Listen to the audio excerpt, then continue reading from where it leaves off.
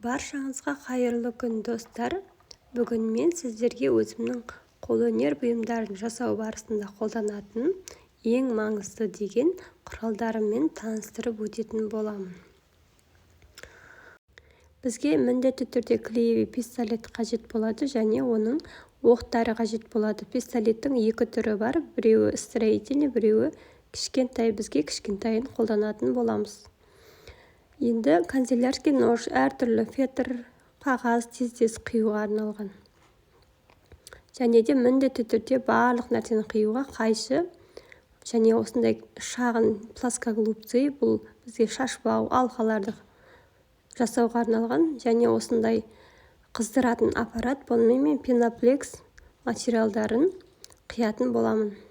Осындай степлер, бұнымен жұмысым тезірек өну үшін қолданатын боламын. Және осындай қайшы қуыс қолтықтардағы маталарды қиюға арналған. Және ручка бастыруға, және осындай ақ түстер қалам, бұнымен мен көрінбейтін заттарды бастырамын. Және осындай дракол, әдемі тесіктер жасау үшін. Және де қағаз клей, бұнымен қағаздан жасалған дүниелерді жасаймын.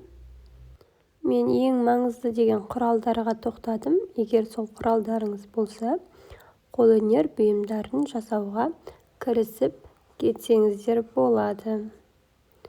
Назарларыңызға көп рахмет. Келесіде толықтай салатын боламын.